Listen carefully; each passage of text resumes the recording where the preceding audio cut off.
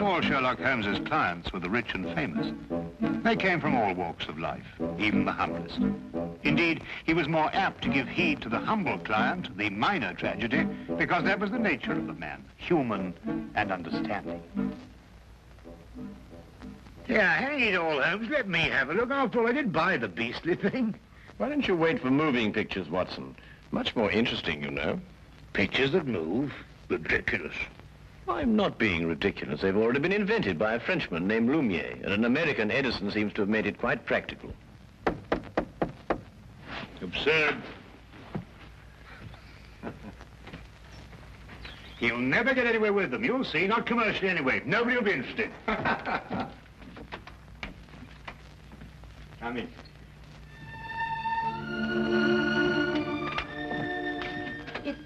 It's Mr. Sherlock Holmes in, please, sir. Yes, he is. I'd like to see him if he'll speak to me, please, sir. Of course he will.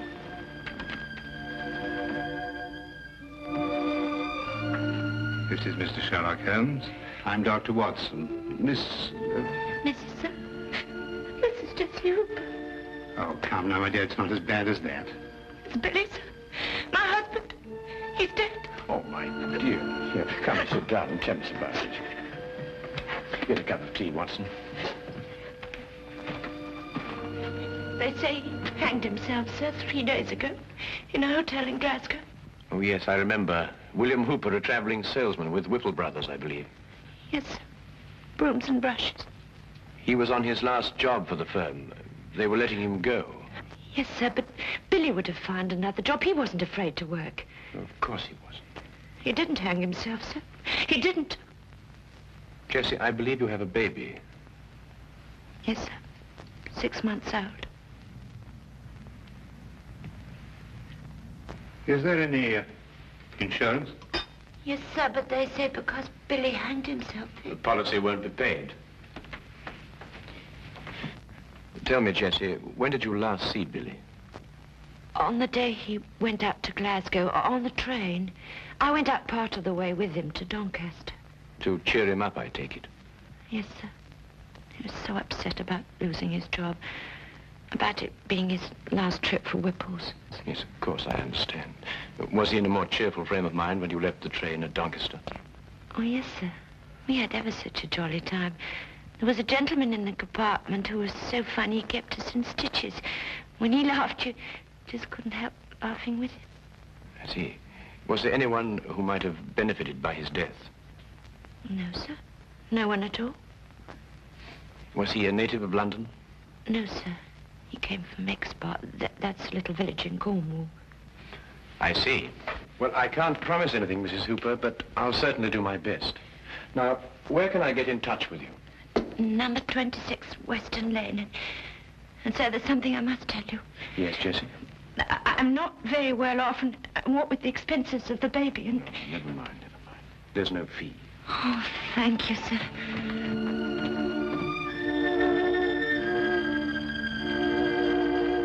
Goodbye, sir. Goodbye, Jessie. Sir, I don't know how to...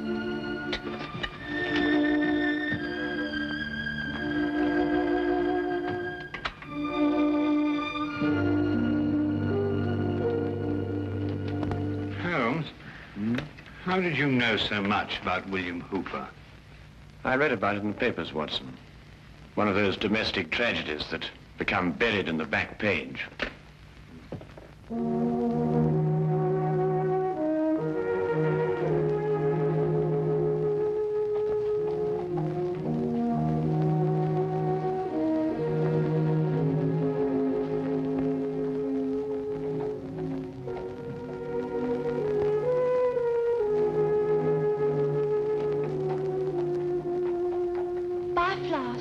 No, thanks.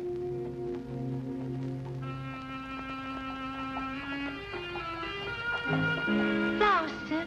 Flowers for your missus. Got any stinging nettles?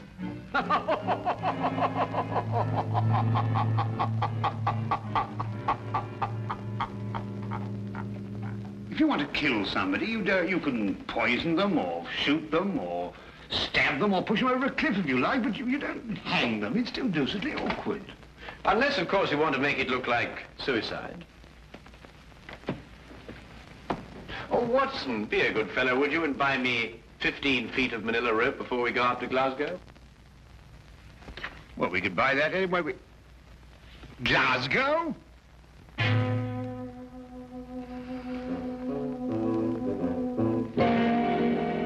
You know, Mr. Holmes, I'm only allowing you to see this rope because my cousin, Inspector Lestrade, asked me to.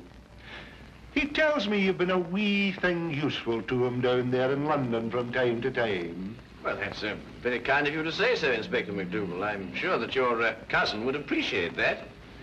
Well, there it is. Nothing but an ordinary rope. Nothing unusual about it at all. Well, it's an efficient knot. Which anyone could have tied. And you're quite convinced that Billy Hooper hanged himself with it, eh?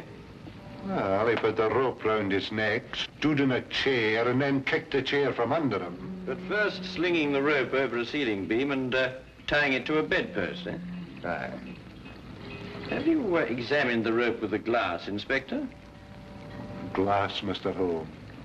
In Glasgow, we have another use, a more practical use for a glass. To put a wee drop in, you can. Oh, yes, yes. Then you'll find this glass a wee bit different, Inspector. It helps you to see things more clearly. Just what am I supposed to see with this? That the fibers on the rope that were slung over the beam point towards the noose. I can see which way they point, but I can't see the point of them. Ah, well. You will, Inspector. Now I should like to have a look at Billy Hooper's shoes and the room in which he was supposed to have hanged himself. Mr. Holmes, I'm beginning to have a great deal of sympathy for my cousin, Inspector Lestrade, to say nothing of the entire London police force.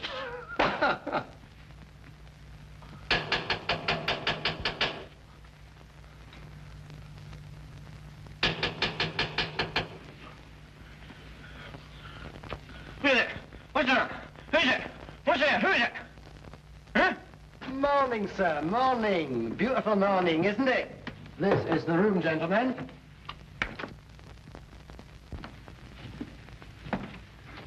This is the beam, I presume, over which the rope was slung. And this is the bedpost the laddie tied the rope to. Interesting. Just a little routine detection, sir. Why don't you go back to sleep? Watson, let me have the rope you bought in London, would you? Yes.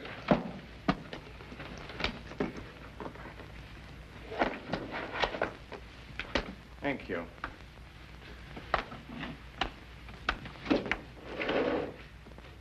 Now, would you come and stand under the noose? Just a minute, Holmes. What are you up to? Mr. Holmes, I'm afraid I can't allow you to hang your friend in my presence. Oh, very well. I only wanted to make the demonstration as graphic as possible. Would you hold it, Watson? Now, observe the rope, Inspector, passing over the beam as I hoist Watson up. What is all this in aid of? Oh, just an experiment, Watson. I believe you put on a bit of weight, old chap. This is nonsense in aid of. Let's have a look at the rope. Inspector, observe that part of the rope which passed over the beam. You will note that the fibers point towards the noose. Exactly like the fibers of the rope Hooper was hanged with. So they do. But if he had hanged himself by kicking the chair from under him, his body dropping down would have caused the fibers to bend in the opposite direction, away from the noose. I've got it, Holmes. And because the fibers bend towards the noose, therefore, Hooper must have been pulled upwards. And since he obviously didn't pull himself up, someone else must have. And that is murder. Murder? What are you talking about? The late William Hooper, sir. Mr. Holmes here, by a brilliant feat of detection, has just proved conclusively that he was hanged here, in this very room. Hanged in this very room? Oh, let me go in here. Hanged.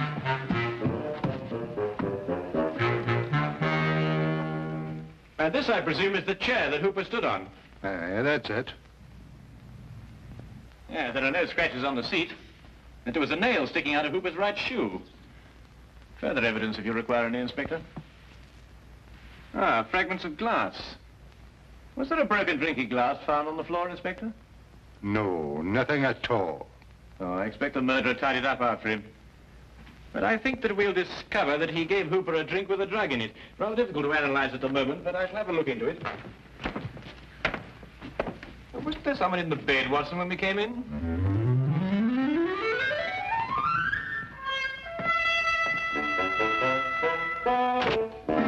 John Carver, 28 Merritt Road, Birmingham. Henry Hampton, 76 Casket. 76 Casket Lane? Do you recall Hampton? Hampton. Yes, I remember a salesman, I believe. Stayed just the one night, not one of our regulars. Did you notice anything in particular about him? No. Yes, he limped. That's right, he limped. He limped, did he? That will prove useful, thank you.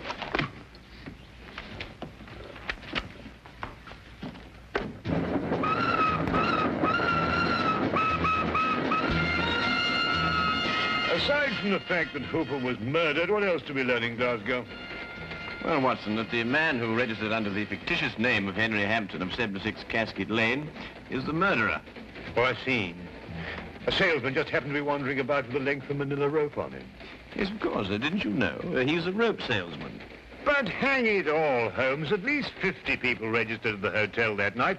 What makes you pick on this Hampton chap?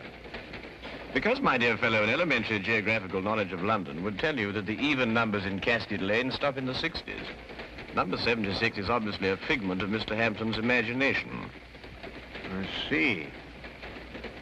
But then, if both his name and his address are false, where are we going to start looking for him? We begin, obviously, with a trip to Exeter, Billy's birthplace in Cornwall. Now I'll tell you one. About the chap who woke up one morning with an elephant trunk instead of his nose.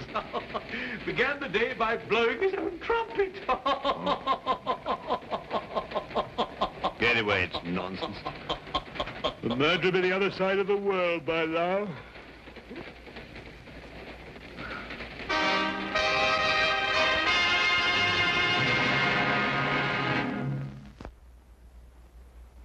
And now we return to the case of the Jolly Hangman.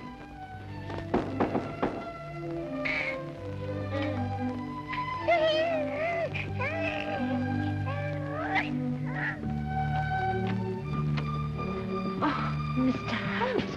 Dr. Watson. Good morning, Jessie. I hope we haven't interrupted your household chores. Oh, no, sir. Please come in. Thank you. So that's a little man, eh? Yes, sir, that's little Billy. Oh, I say, Holmes, look at that chest, too. Look at these biceps. Yes, Watson, and look at that nice high forehead and that well-developed cranium. Won't you have some tea, sir? I'm sorry, Jessie, but I'm afraid we won't have time. We've come to ask you a few questions about your husband. Yes, sir. Please sit down. Thank you. Dr. Watson and I have just come back from Exeter. It occurred to me that the seeds of what happened in Glasgow were sown in the past. We learned, Jessie, that when Billy was 7 years old, his grandfather was murdered. Did you know that? No, sir. Billy never told me. I can understand that. He was a sensitive young man, and he wouldn't want to burden you with a gruesome story. What happened, sir? Well, at that time, Billy was living alone with his grandfather on an isolated farm. One night, the old man gave shelter to a stranger. The following morning, Billy's grandfather was found murdered, and Billy was discovered incoherent with fear, hiding in a shed. The murderer was never identified. The only thing that Billy could tell the police was that the man limped. Exactly, Watson. However, years passed. The murderer felt comparatively safe. There was only one person in the world who could identify him. The man who once had been that 7-year-old boy. And he probably thought the little boy'd forget anyway. But the little boy didn't forget. The memory remained here, dormant for many years, until it was reawakened in Glasgow. Oh, that window gives you a start, don't it? Always dropping shut like that. Billy was going to fix it. In Glasgow, sir? Yes, where he encountered the murderer. The memory began to stir, perhaps awakened by that limp. And the murderer began to realize that sooner or later, Billy would remember and identify him. Now I understand. Understand what? Billy's nightmares. Oh, such frightful ones he'd always have. Moaning something about a hobble. Of course, a hobble, a limp. But he could never remember what the nightmares were about. Did Billy ever mention meeting a man who limped? No, sir, never. Then I believe, Watson, we can conclude that Billy had never met the man before the chance encounter in Glasgow. Oh, I'm sure he hadn't, sir. So the signs still point to our mysterious Mr. Hampton. Who's Mr. Hampton, sir? A gentleman I very much wish to lay my hands on. And I will. You may be sure of that, Jetson. My feet are kidding me. How many more of these companies have we got to see? Oh, chin up, old chap. Only about a dozen or so. Well, can't we cover them in a hansom? What? A hansom cab on a beautiful day like this? Oh, don't be silly.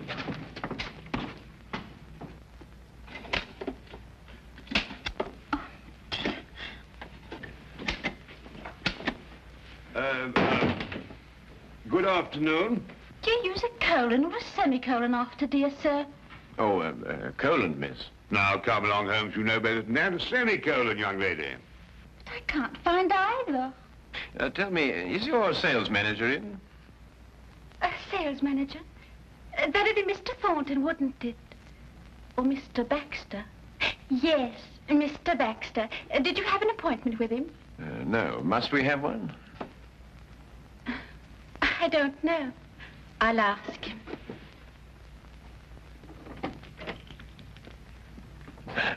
New, I'd say, Holmes. Yes, a safe deduction, Watson. You noticed the fingernails unbroken? Oh, really? Mr. Baxter says you don't have to have an appointment. He'll see you now. Ah, thank you.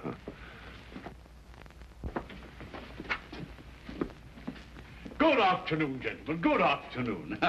And what may I do for you? Good afternoon. My name's Dr. Watson, and this is Mr. Sherlock Holmes. Sherlock Holmes, eh? Oh, this is an honor. Not here to arrest anyone, though, I hope. Would it be an imposition to ask for your salesman's itinerary during, let's say, the last few weeks? The cities they've covered? No sooner asked than done, as the genie said. Oh, must be in the file drawer. Our road chart, you know. Dr. Watson, would you mind getting it? It's in the drawer over there. Yes, of course I will. The brown folder. Yes, that's it. Thank you. Now, let's see, shall we? Johnson covered Wales all this month.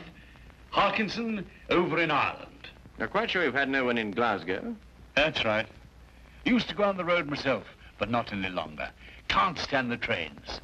Haven't been in one for years. Yes. Well, thank you very much indeed. And good day to you, sir. Good day.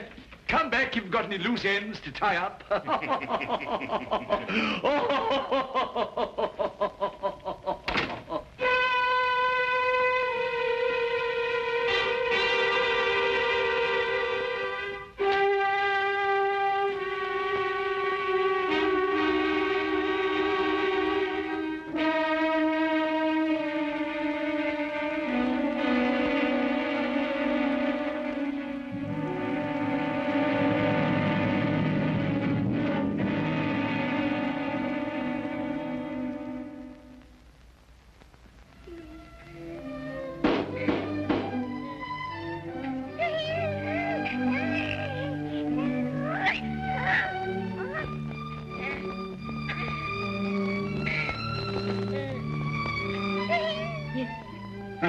Good afternoon, Mrs. Hooper. You don't remember me, Mr. Baxter. Oh, yes, of course I do, sir. Won't you come in? Thank you. You were the jolly gentleman on the train with Billy and me. Give me your coats. Oh, thank you. I've come to offer you my deepest sympathy. Yes, sir. Oh, a tragedy. He was a fine boy. Yes, sir. Oh, there. Come now, little lady. There's always a ray of sunshine somewhere. Ah, there it is.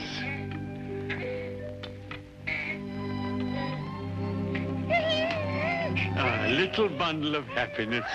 A joy and blessing for you. You'll always have...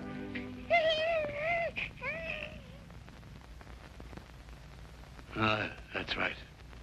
You didn't know, did you? I was seated all the time you were in the compartment, wasn't I? Well, just goes to show you, we all have our trials and tribulations. Yes, sir. Oh, but here am I, forgetting what I came for. How'd you like a job, little lady, and someone to take care of the baby? Oh, sir. Then let's have a cup of tea and talk about it, shall we? Oh, sir, I don't know how to thank you. I'll do anything. I'll send you to a secretarial school, and then you'll be my secretary. Oh, sir, that would be wonderful. You know, I didn't know how I was going to manage. Oh.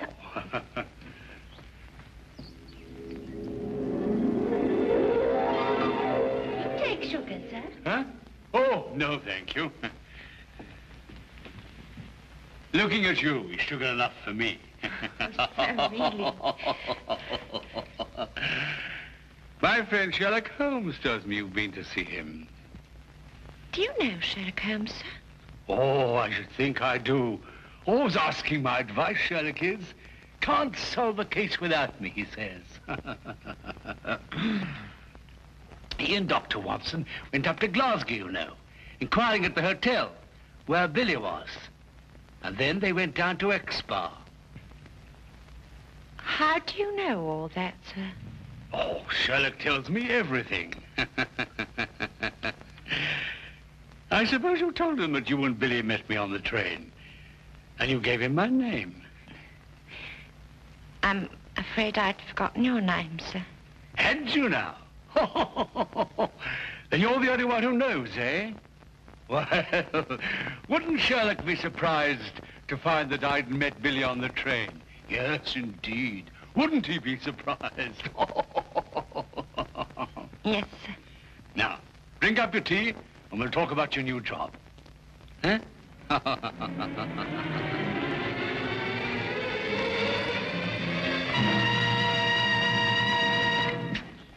What is it?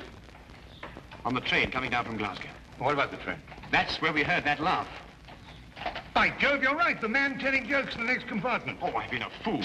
Why do you suppose he sent you to get that road chart when he could have got it himself? Well, I suppose I was nearest. No, because he didn't want us to see that he limped. Don't you understand? He's the jolly man in the train who cheered up Billy and Jessie. Yeah. Cabby! Here! Quickly, Watson. We've no time to lose. I'm right behind you. Baxter's office? No. Who's the only person who can prove that Baxter met Billy? Why, Jessie. Yes, of course. 26 Western Lane, driver and fast. We've got to stop another hanging. Just sleep. Sleep.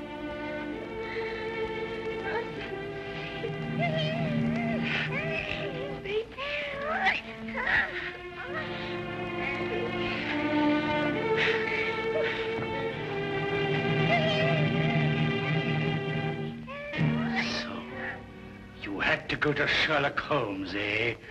Couldn't leave well alone, could you? You're just like your husband in that. He couldn't let sleeping dogs lie either. The way he looked when he saw me walk out of the train at Glasgow. Well, maybe he wouldn't have remembered my limp from that night, and maybe he would. No point in taking chances. I don't believe in taking chances. Mrs. Hooper? Mrs. Hooper! It's Sherlock Holmes. Open the door. Mrs. Hooper! Jessie, it's Sherlock Holmes. Open the door. Jessie, open the door. All right, Watson, break it down.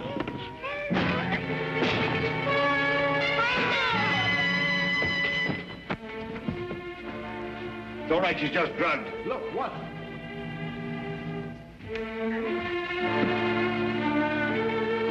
No.